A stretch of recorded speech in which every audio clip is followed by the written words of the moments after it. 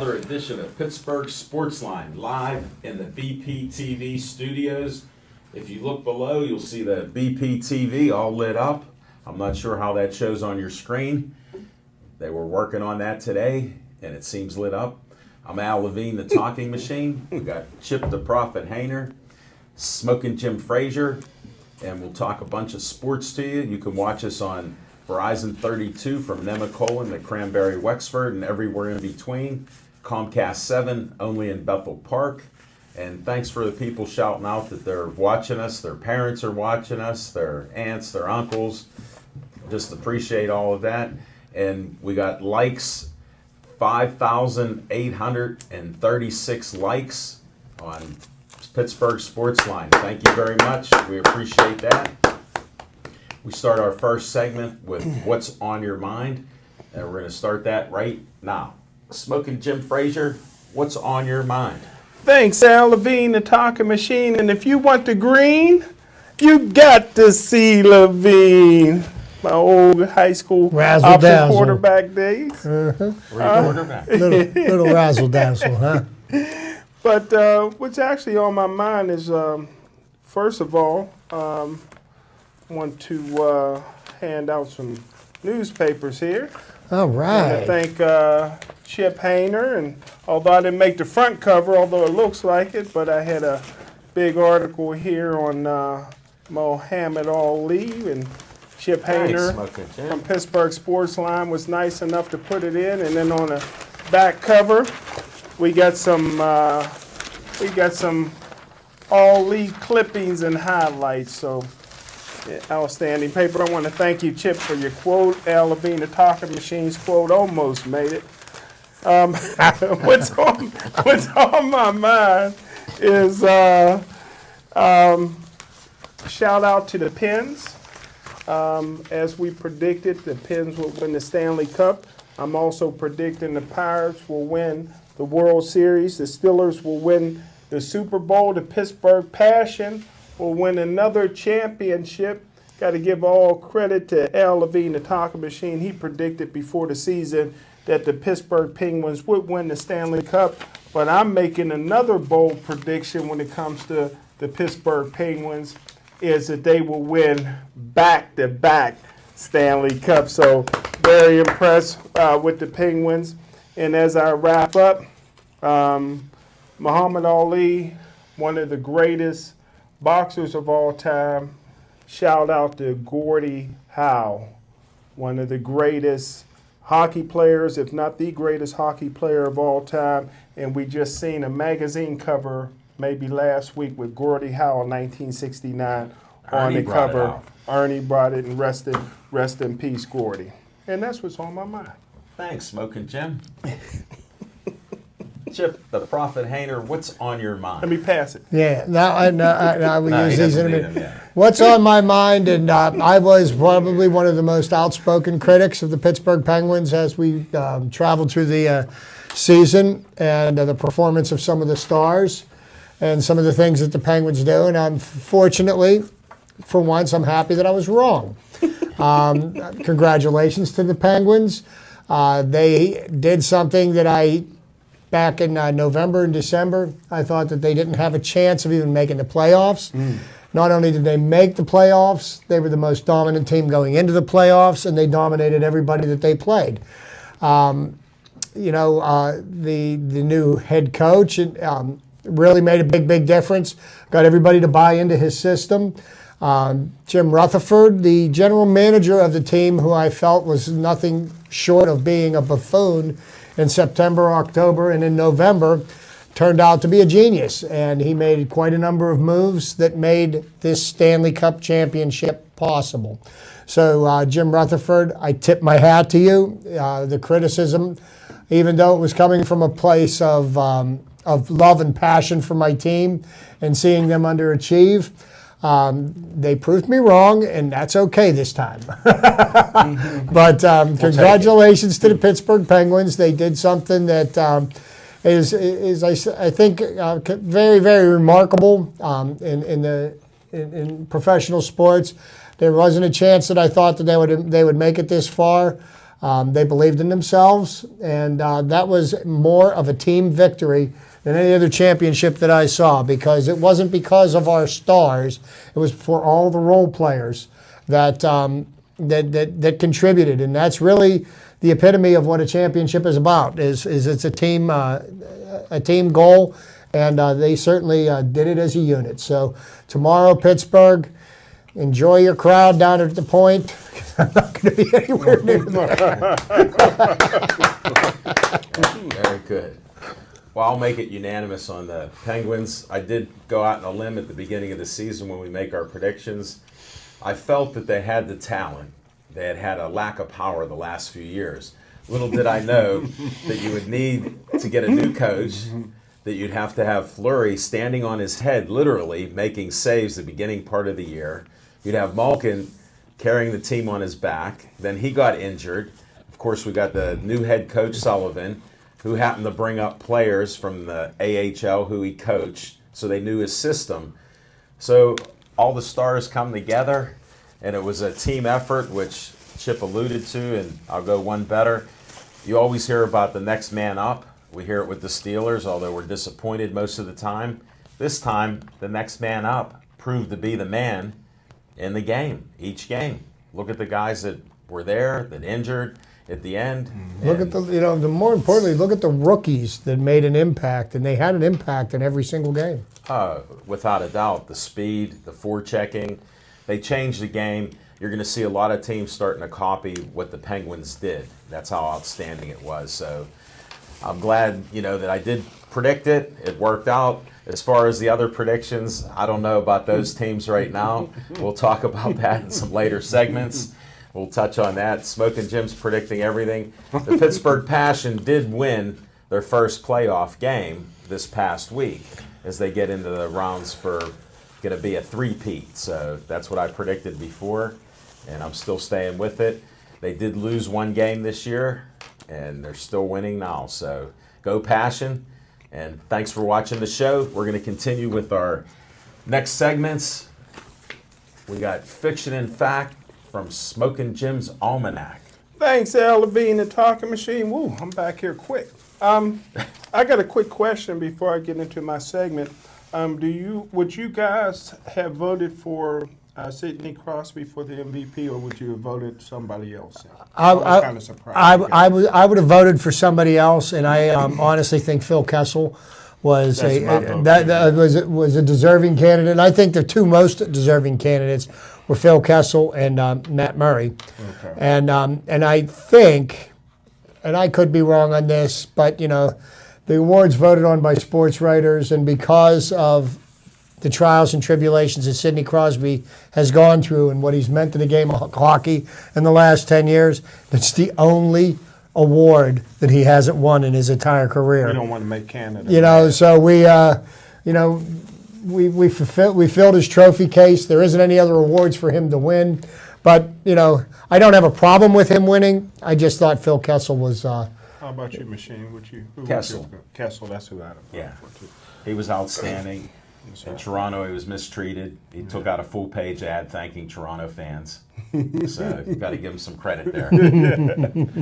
Well, the fiction. Are you ready now? I am ready. Are you sure? And my fiction, in fact, from Smoking Jim's Almanac kind of ties in a little bit. Excuse me. Woo. Whoa. With, take a little drink there.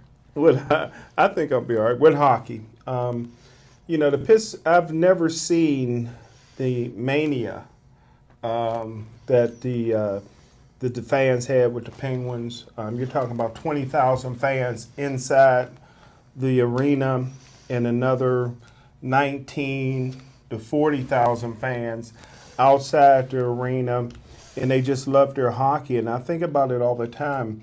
All those fans who were stuck outside the arena would love to have gone inside and sat there with some of the Steelers wearing black and gold. And I'm probably the only sports writer who has a press pass that could have gotten into the games for free.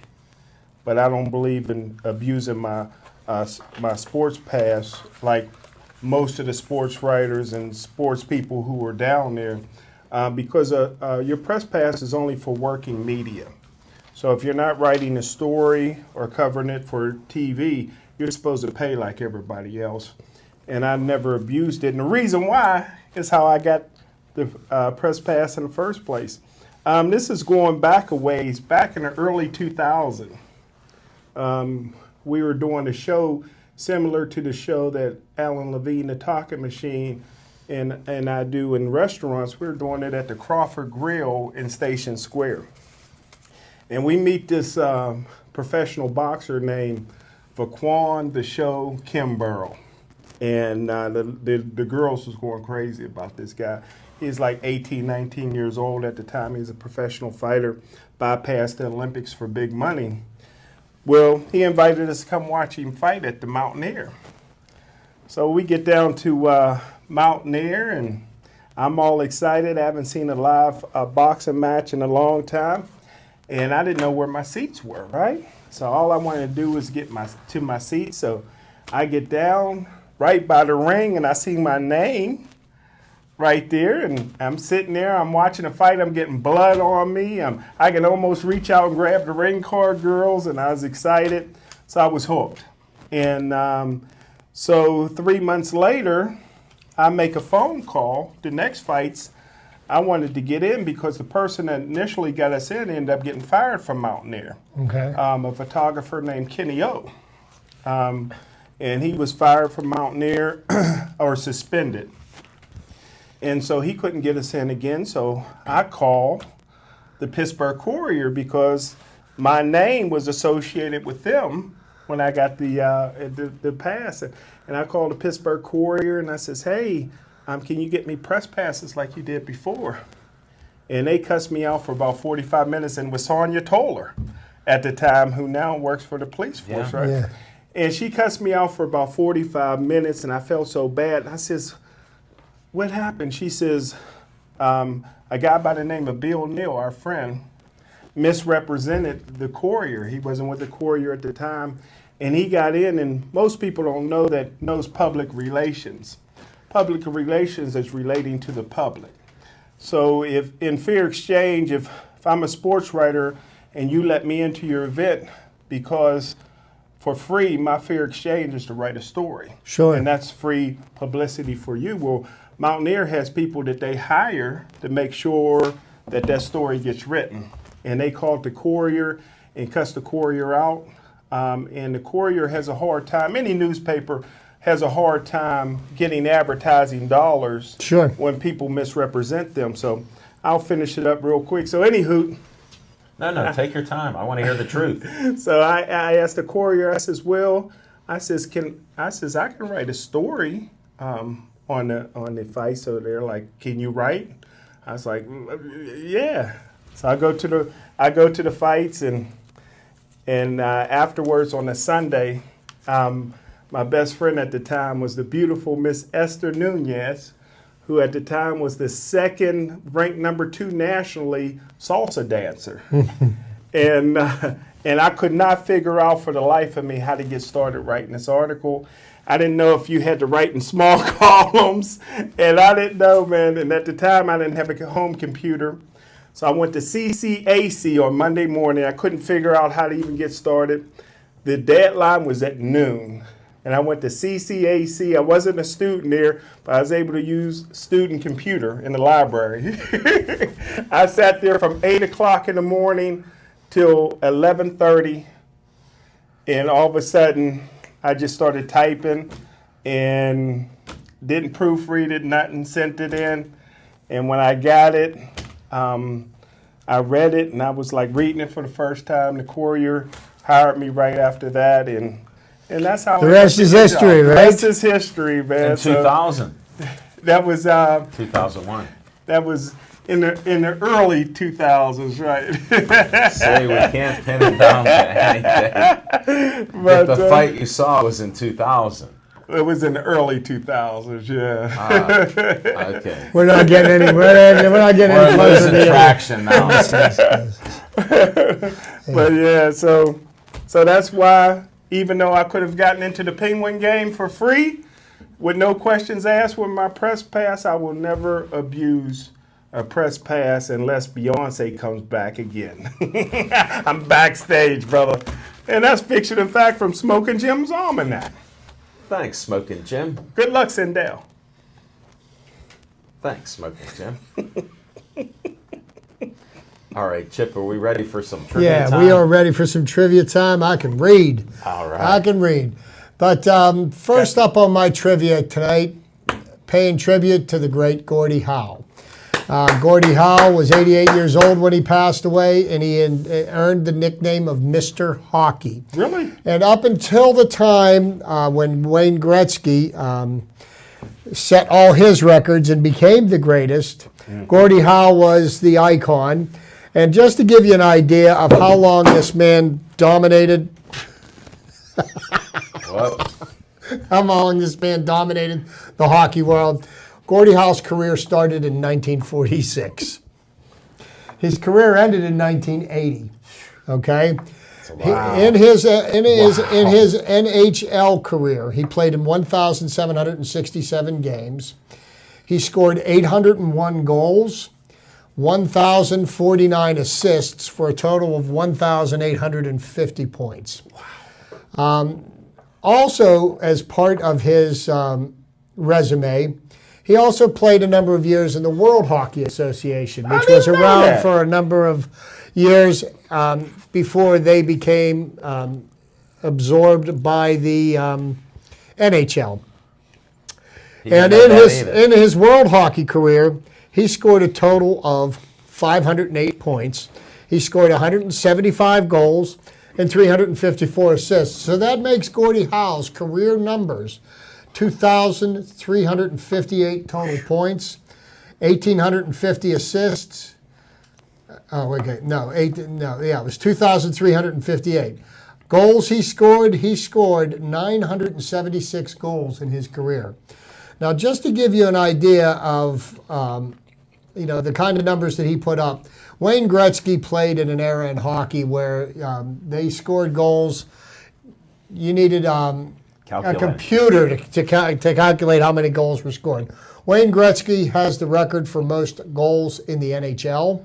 He scored 894 goals. Okay, he had 1,963 assists. His point total for his career was 2,857. But if you combine Gordy Howe's 175 and his 801 goals in the NHL, he outscored the great Wayne Gretzky, but he didn't come close to what Wayne Gretzky did in assists. But Wayne Gretzky always looked up to Gordy Howe as being his mentor. Helped him when he first started in the professional hockey, because when Wayne Gretzky first started his professional hockey career, he was playing in the World Hockey Association. And that was before Edmonton became part of the NHL. Okay, so, he was very much in tune with Gordy Howe, and the impact that he had on the game. We could spend an entire hour talking about the contributions of Gordy Howe, but there's no need to do that this week.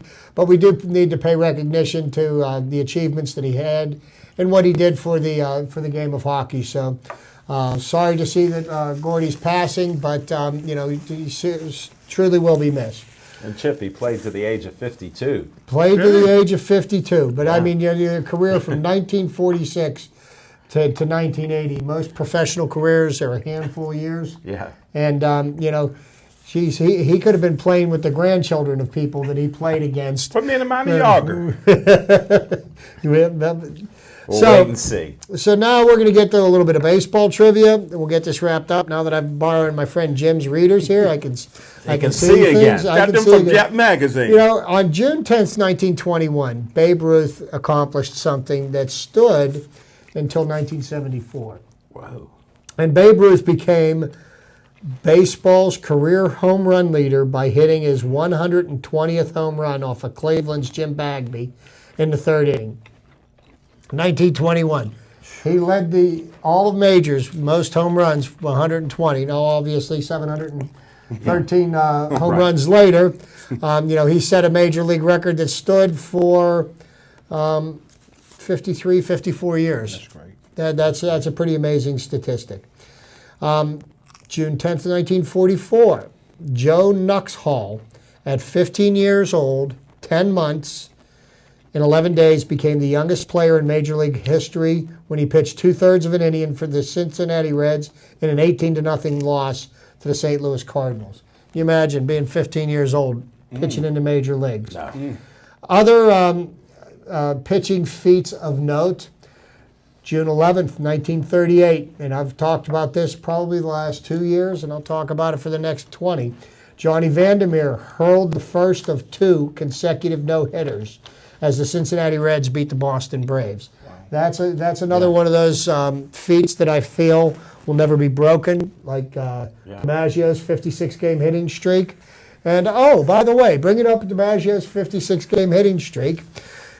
June 14th, 1978, Pete Rose of the Cincinnati Reds had 2 hits and a 3-1 triumph over the Chicago Cubs to start his 44-game hitting streak. I like that one. And unfortunately, he didn't have enough gas in the tank to make it to 56. You knew I couldn't resist that, right, Jim?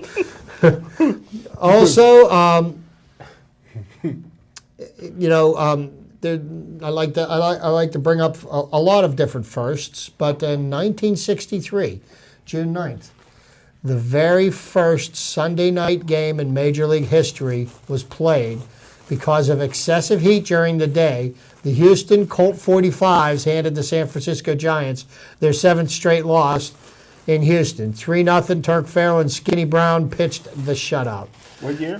1963, the very first Sunday night game. It was the Houston Colt 45s, which were later named the Houston Astros. And imagine it was too hot to play ball in the daytime. I don't know. I guess they've never been to St. Louis before, No. have they? No, they missed it. Okay, Philadelphia's Jimmy Fox, June 8th, 1933.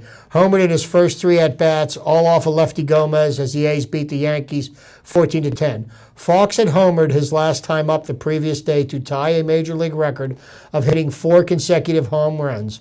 Bobby Lowe did it in 1894.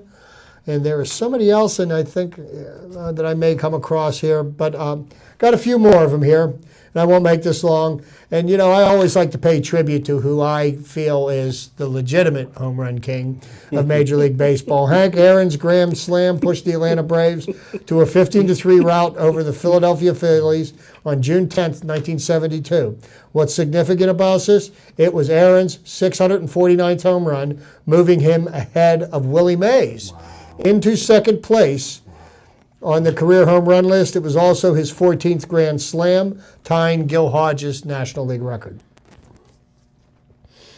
And we've got another little piece of Pete Rose trivia because he was such a astute singles hitter.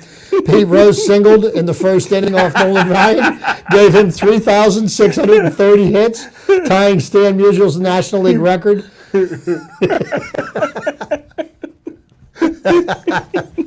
Yeah, I like to make sure that Pete gets his nose.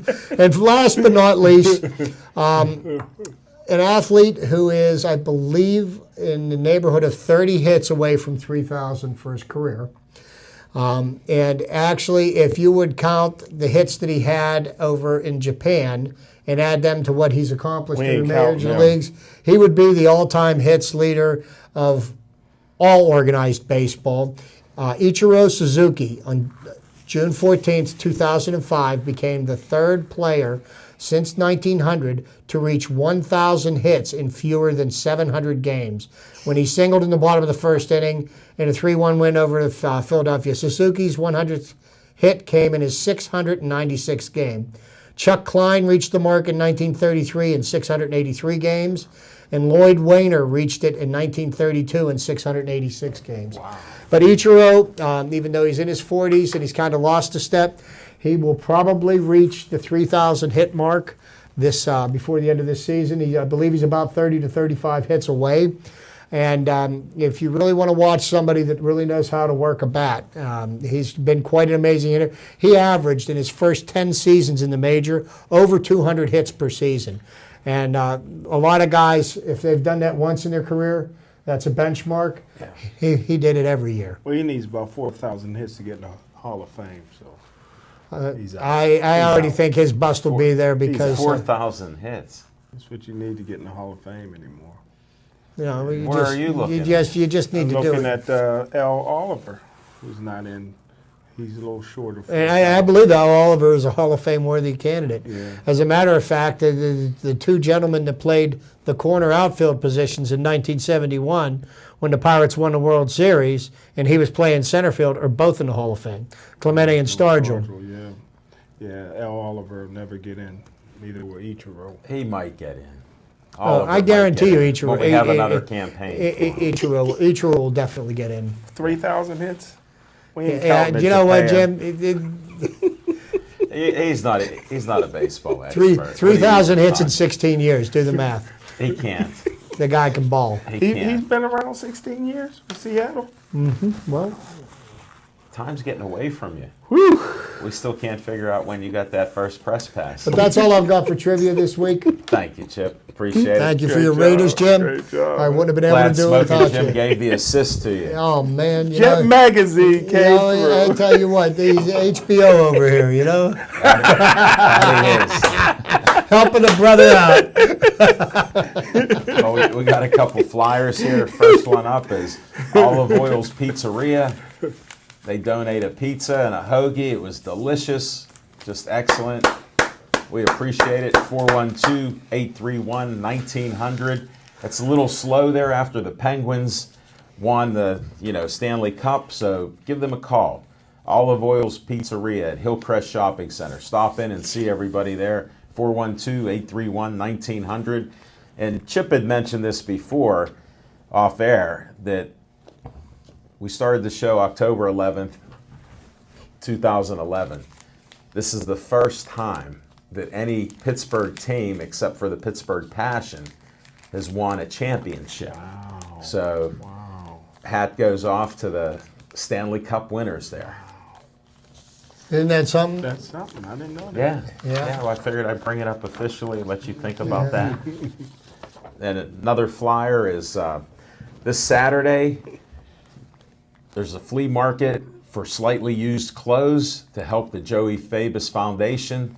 All proceeds go to try to find DIPG. Bring your slightly used clothes, all kinds of things. Whatever you have at home, all proceeds will be there for the Joey Fabus Cancer Foundation. There's a bake sale, and you bring them there Friday night, and they'll put them in organizations in different areas, and they'll mark and tag them, so they'll come up with that. Now, the Bethel Park Community Foundation, you can get a grant for your organization. They got grant money for any groups, project, or activity. Requests are available from $100 to $5,000. Contact bpcf.org, and there's community facilities, opportunities in education and citizens of all ages, expanded recreation and leisure activities, and you name it. They've given out thousands of dollars. They have thousands more to give out, so check it out. And one more thing on the Joey Fabus Cancer Foundation. We always end the show with Stay Joey Strong. This shows you a little photo or two of Joey before DIPG and after it. He died before his 9th birthday. They're trying to get money and donations to help find DIPG, this brain cancer that has cost him his life. Now, on location, we were at PNC Park, Atrias, and it was one of our best shows. We had Lady Steel City Kickball League, the Roger Goodell, Isha. She was telling us there's 5 teams that they have. They just started the league. Very interesting. Smoking Jim is a witness to, a couple of their games? I went to 3 games on Sunday. They play, there's 5 teams, so they play a double hitter. One of the teams will play a double hitter every Sunday. Very interesting. We tried to figure out how many players. They can have a maximum of 22 players. So I'm not sure how it works.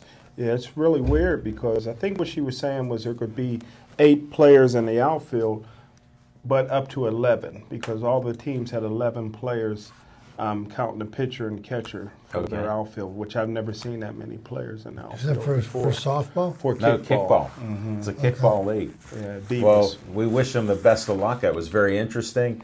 Then we had Dom Damasky, who wrote a book, Go Ask Dad. Smoking Jim got a copy of the book. Dan Kakutta, it's been 2 years. The last time he was on the show, Chip, was at Sips Sports Bar in 2014. So we didn't realize it was a couple years. So Dan, before he's in training for a fight, and it'll be at the Meadows. Before he left to go train, he was visiting on our show and told us a little bit about what he's doing. So good luck, Dan, and good luck. I think it's July 23rd, King of the Cage out at the Meadows. Then their 10th. So that was interesting. Then we had Mark Schrader, who has Mark Schrader Martial Arts. He brought about 15 of his teammates and fighters, from a 5.5-year-old to a 7-year-old kids up to the others that have come in and are training. Just, it was an awesome show with, people there.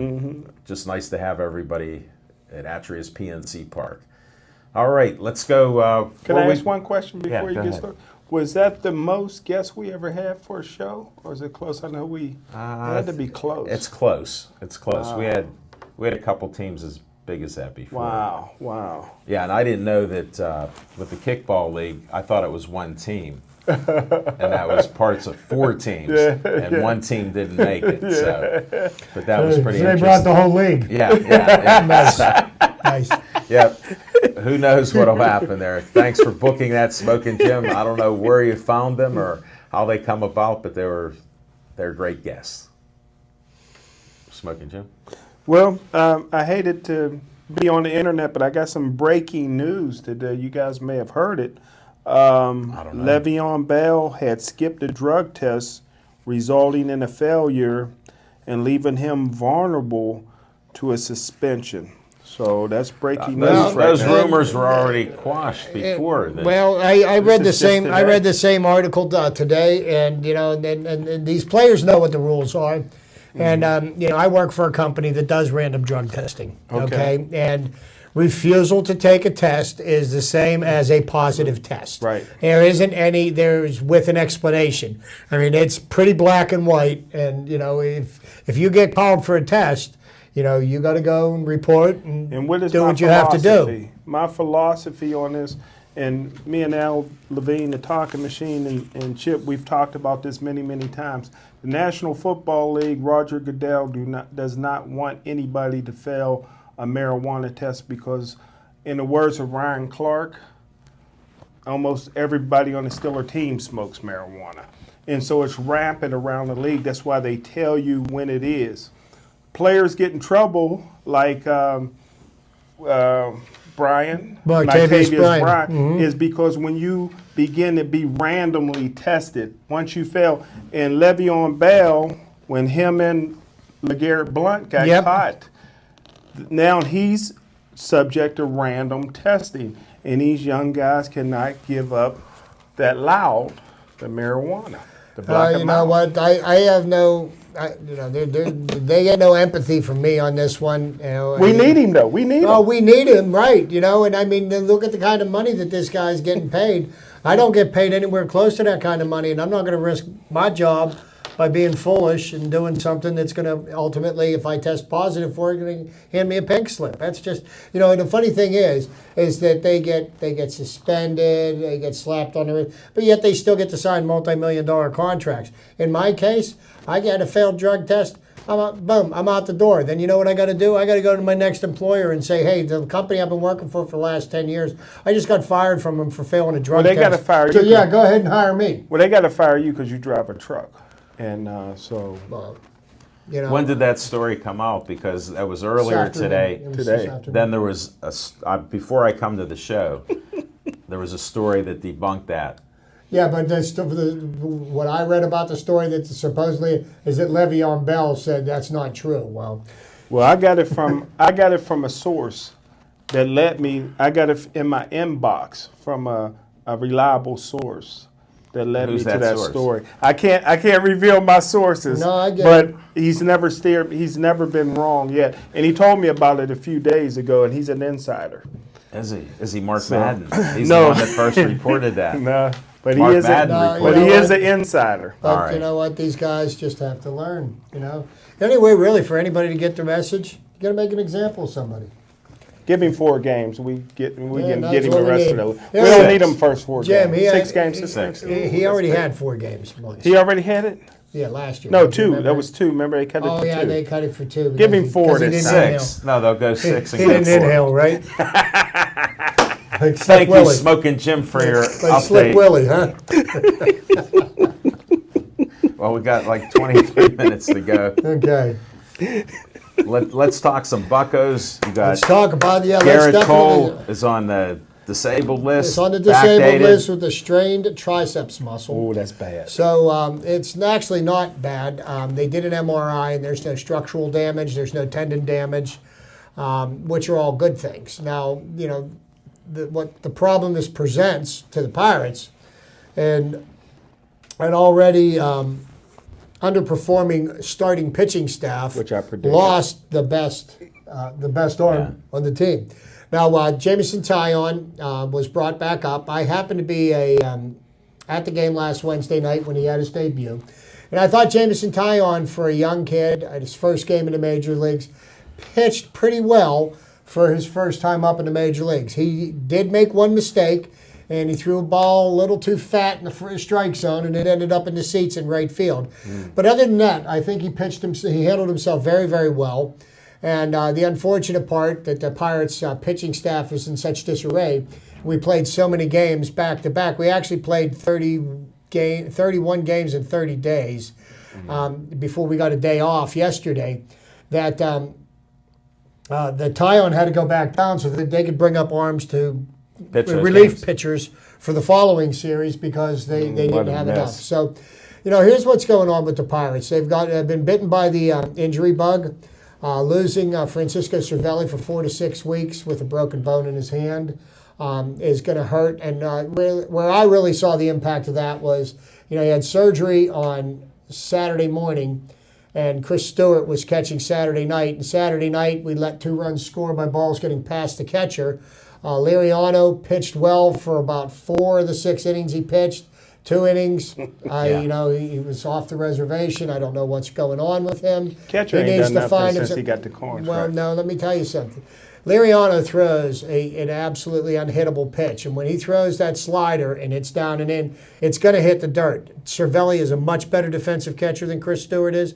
That's why he's the number But one. Cervelli's been off since he got signed that contract, hasn't he? No, he hasn't. He just got hurt. Jim, come on, quit making up stories. He just got hurt. He got hurt Friday night. But Yeah. I mean, he has not been performing as well since he signed the contract. He's doing. No, you're in the wrong place. Go fishing somewhere else, man, because this hole's dry. Okay, there's nothing about that. Francisco Cervelli provides more than just what he does with his at bat. He handles the pitching staff. He manages the pitching staff. You know, there's framing pitches. There's just so many different things that he does, and he does very, very well. You know, That's the worth $31 million for sure. He can't make sense out of that. you can't make sense out of it. Yeah. So you know just move on. now we've got Cervelli who's on the DL with hand surgery.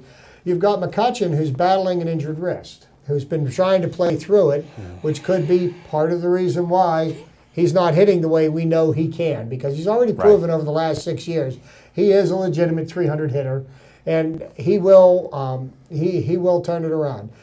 The players in the field are not what the problem is with the Pirates right now. We've got pitchers in the bullpen. We've got pitchers on the starting pitching staff that we know are capable of producing at a high level, and they are not. This is a problem that is being worked on as we speak. I would not be too surprised if within the next 2 weeks we see Tyler Glasnow come up from Indianapolis and join the pitching staff as well. Tyon was called up today to take Garrett Cole's spot in the rotation. Because you know, he needs some time off for his arm to heal. You know, and Nice is working through some issues. Nicasio, he's here, he's there. He may be better out coming out of the bullpen than he is as a starting pitcher. Could be. But, that all being said, the Pirates are still hovering around 500, and we're 2.5 months into a 6-month season. So I do believe in the next 3.5 months that the Pirates will right the ship. They will get back onto the winning track. They will be a contender for the division title. They will make the playoffs for the 4th year in a row. You've got my guarantee on that, Jim. And, it's just going to take some time for them to work their way through it. The injury bug, it affects everybody. We've had it in years past, but, we've never really had the problem with the pitching staff that we're having this year that we've had in the last 3 or 4. No, that's true. Can't argue with the thing you're saying. It's no, and I mean, it's subjective. Don't get me wrong. I love my Pirates. I'm going to defend them with my last dying breath. Maybe in the offseason we'll spend some money on pitching. Well, that's the answer to the problem, because that has been proven to be not factual. Time and time again. He doesn't know who the pitching coach is. Searage. He doesn't know who he is. All the reclamation projects. Has he reclaimed any pitchers? Being that you're a sports writer with integrity because you don't like to abuse your press pass, why don't you research your comments, okay, and come up with some facts to back up whether your point is correct or not. I said before the season that the Pirates pitching is mediocre, and everybody jumped on me. Now everybody's saying what I've been saying. Right, because the first month of the season they weren't. You said it's 162 games. That is right, but when you said that at the beginning of the year, you were wrong. Right now, you would be correct. Okay? Next week, you could be wrong again. There you heard it, folks. It's the game of baseball. How many games have they lost in a row? And I'm still predicting them to win the World Series. They've lost 5 in a row. Why? And you're predicting that they're going to catch the Cubs? Yes. Well, Smoking Jim, you just made a statement that you predicted they're going to win the World Series. And back to back. With mediocre pitching. Yeah. Now, how can you even make that statement? After what you criticized Chip, you just said to Chip, you mean that they're going to catch the Cubs? They have to catch the Cubs to win the division. No, but they can make it as a wild card. Oh, but then you'd be the object of scorn and ridicule by you because the wild card in baseball doesn't mean anything. It's not nearly as good as the wild card in football, right? Because the reason I say that, and you guys have a hard time understanding Ebonics, is the reason that I say that is because Can you say it slow? The baseball is a traditional league, and there's never been a wild card team ever in the history of baseball. Now all of a sudden there's wild cards. So I don't count that. But see, because it's the reason let's look at the dynamics of things. Okay, there are now 30 teams in the major leagues. Most of the years there was no more than 24 teams. There was 12. There was 12 teams in a league. But no matter now now that they have 30 teams. Did you know that? And the way to generate more interest and to get more people into seeing ball games, into watching ball games later into the year, is by enabling 2 teams, one from each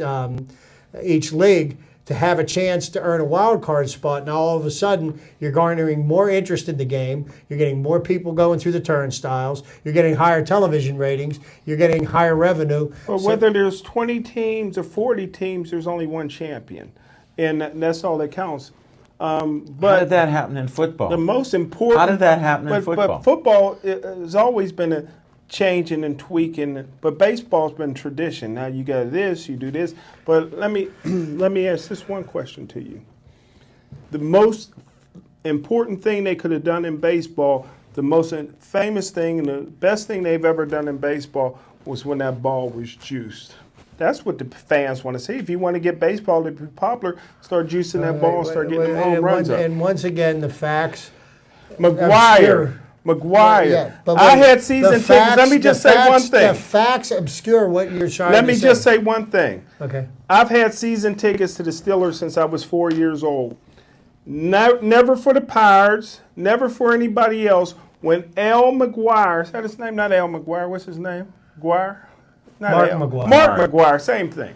When Mark McGuire hit that home run, he was on creatine. For 69, was it 69 home run? No. And in the same game, what did he end up? 70? It was 62 because he. No, I mean when he ended up that season with 70.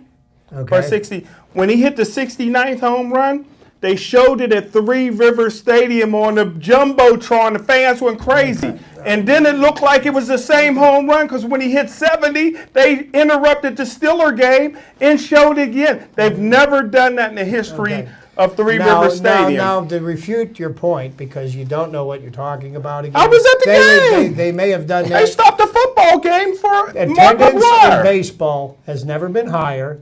Television ratings have never been higher. Revenue for Major League Baseball has never been higher. So the way the game's being played now, it's doing what it's supposed to be doing. I'm glad corporate America is buying up all the seats. Corporations. Yeah, because you know what? Every game I go to see is filled with empty seats that were bought up by corporations where nobody's watching. Wow, I don't know where to go next.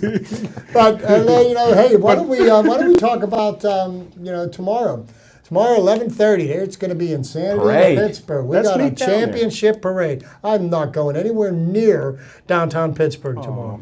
You're going to be there, Smoking If you Jim. guys go, I'll go down. Yeah, I'll be waiting for you. I'm off work tomorrow. Yeah, unfortunately. You I only work work 3 days a year. So I don't know. We're still No, looking but into that. I will tell you this. The Penguins went up 3-1, and everybody pretty much handed them the cup, and I kept on saying to everybody, you know what, the series isn't over yet. And there was a lot of hoopla and uproar, and on Thursday night, there was 40,000 people outside of the arena, 20,000 in the arena, all over the place, and the San Jose Sharks showed up, and they beat the Penguins. And, that did not surprise me at all. I thought that right there could have potentially been a turning point, because I thought, and I still feel this way, if that series would have gone to 7 games, I would not be wearing this hat nor this shirt tonight. Okay? I don't know, Chip. So- I disagree. I predicted that they'd go to 7 games and win it. No, Because that's the type of, you've got 2 teams, both were 10 games behind come January. But, They were both behind the same amount. They come on, they both won this year, their division. this year they played very well, but I just they don't have my confidence yet that if it came down to a game 7, that I would feel confidence to say they're going to win that game played in our building. Me and Al disagrees with you. Well, and that's okay. You can do it. But the one comment I did want to make about the crowd outside the arena, they showed that Pittsburgh, we like to keep it classy, because it looked worse than the Kenny Chesney concert after they got done leaving, because apparently, enjoying watching your hometown hockey team play, doesn't require you to use a garbage can. So the downtown Pittsburgh looked like an open sewer. Well, So I it was pretty also- embarrassing. gotta One of tell the you, things boss. that happened is whoever planned it didn't have enough garbage Right. cans out there. Yeah, throw it where you And can. when you put another TV screen in Market Square, nobody even allotted for that. It overwhelmed each area they were at. This is not the first time that this has happened in this city. Okay, it's happened more frequently on the North Shore than it did in downtown Pittsburgh. But you know what? I know. Oh well, we didn't anticipate. You're a bunch of morons. That's what Well- you get paid to do. You should be thinking about this, because look what's happened in the past. Well, History part of the repeats thing itself. is whoever the leaders are, they didn't anticipate it. It happened. What was supposed to happen? Yeah, I agree. Where were they going to put the garbage trucks, Well, garbage cans? You only have so many in an area. And once you lose your space, Is you it, can't get it is back it again. asking too much for a person to be responsible for finding a way of disposing of their trash other than on the ground? It got cleaned up. I mean, it got cleaned up. But my point being, you can't wait. It's a point well taken. The only problem Can't is wait to see what when- Pittsburgh looks like tomorrow. Huh? You get a couple of 100,000 people downtown. You think they might have some plastic bags out there somewhere? Well, I wonder if they're going to have a police presence. there will be. They'll be in the parade. That'll happen there. And Smoking Jim will be leading the parade. I can't wait, man. You're going to be there. If you go, I'll go. I'm not No, going but to be there. I will tell you this. Now that the Penguins have won the cup, and I think this is the time for all of Pittsburgh to just sit back and relax and enjoy what's been 7 long years in coming, because you see Sure. that we won that cup in 2009, and we thought this was going to be a regular summer occurrence, that Yeah. we're going to be having parades every summer, and it doesn't work out that way all the time. No, it doesn't. Enjoy it. The Penguins are going to have some interesting decisions to make because the NHL has agreed to expand, and I don't understand how you expand by one team, but Las Vegas. Sure, they figured it out. Las Vegas. So now what that means is that each team, a wild card team, is only going to be able to protect. They're going to have to leave a goaltender available to be drafted in the re-entry draft for the new entry into the league. So that means that either Zadkov, Fleury, or Murray, we're going to lose one of the three of them. Okay, and does Marc-Andre Fleury want to be the number 2 goaltender behind Matt Murray here in Pittsburgh? And if he is, he's getting paid 3 times the amount of money that Murray's getting paid. So there's going to be some interesting things that are going to happen. As far as the face of the team, nobody, myself included, wants to see Marc-Andre Fleury leave, but that may end up having to be what happens. Well, it might be a financial decision. No, usually, that does play into it with the salary cap. The only sport that doesn't have that problem is baseball. Right. There is no cap. That's true. You still won't spend money. And now, you know what? I want to talk to Jim about about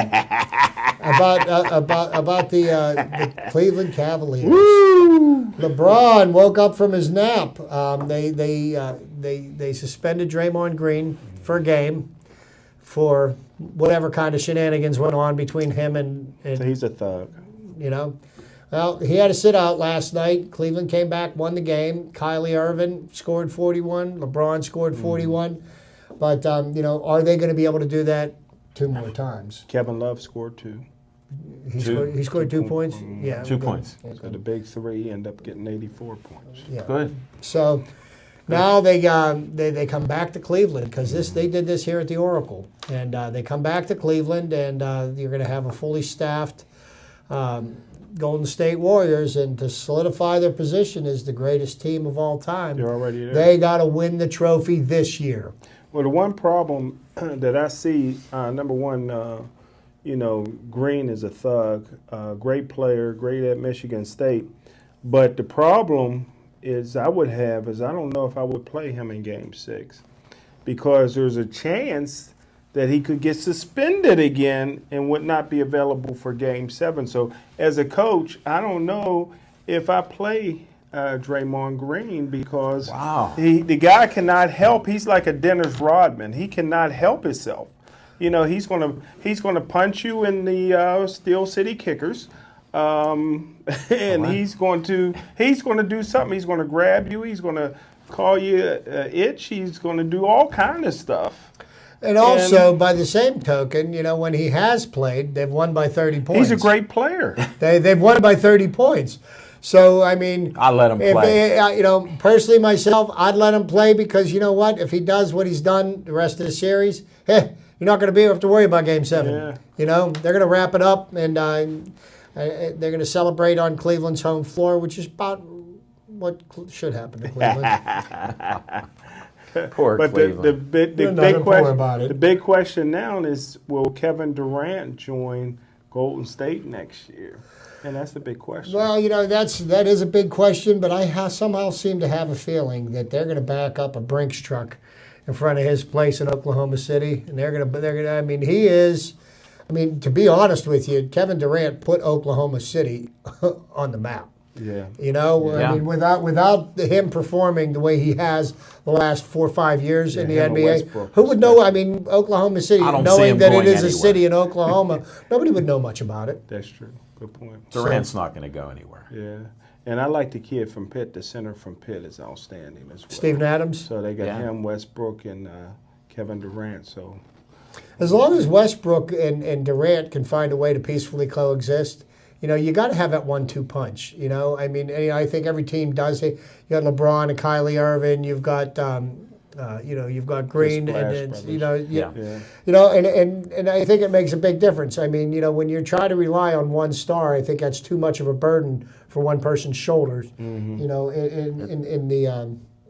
the environment that we're playing in professional sports. So, I don't expect Cleveland to pull off a miracle. I honestly do believe that Golden State is the greatest team of all time. They will cement that when By they winning. win the championship in 2016.